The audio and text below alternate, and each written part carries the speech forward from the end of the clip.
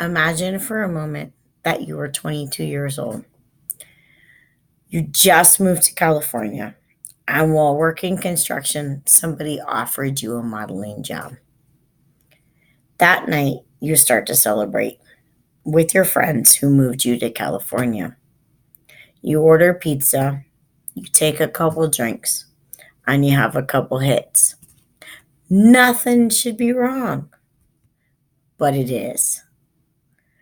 That night, you choke on a piece of food that was lodged in your throat, and you don't wake up because you killed too many brain cells.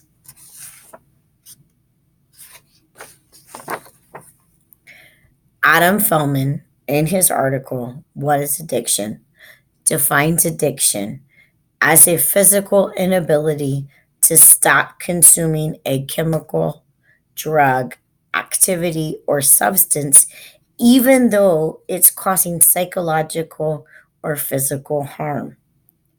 The story I told is true. It happened to my dear friend. He thought that he was so much better in life when he was high, and unfortunately, it cost him his life. He began experimenting with little things, like people now who say taking one pill a day for pain is okay. That turned into bigger things, like 2 or 3 or 4 pills a day for the addicts now. His ultimate demise was when he decided to start huffing, which was made popular by celebrities. It was glorified all over the place, and people were going to rehab for it. And my friend didn't think anything of it. His addiction grew so much that it cost him his friends, his school, his family, and ultimately his life. Could this have been prevented? Possibly. But ultimately, it's the addict's choice. People have stated that there's some personalities that are cannot control and are prone to being addicted to things. They begin one thing and can't stop, or they replace it with something else. Other people call it a disease, which I dislike because there's not a cure for addiction. Addicts who choose to rehabilitate themselves fight every day not to do what they did before. Life does not stop being what it is because you make the choice to not be the person you were before.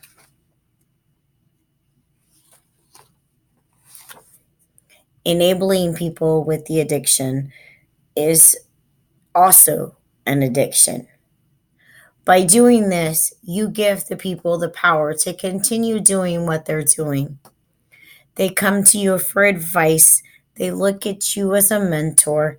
But in all honesty, all you're doing is giving them the power to do it. You may be a parent who is financially supporting them when they are in the ruins.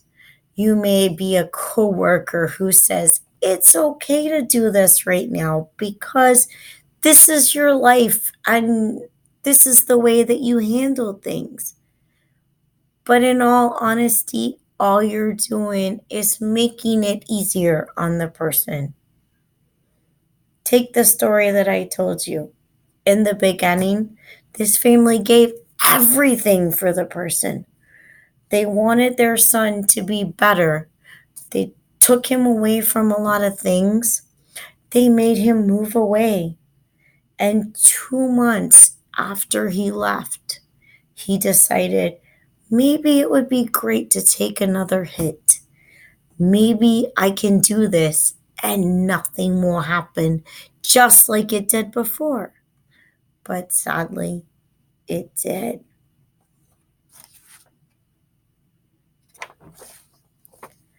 The hardest thing for people to do that are friends, family members, coworkers, anybody that knows about the addiction is to walk away from the person who is addicted. The sign that I've been holding up, 155, is the amount of deaths that occur in the United States daily from addiction. I hope, and I continue to hope, that this will be something that we can finally conquer.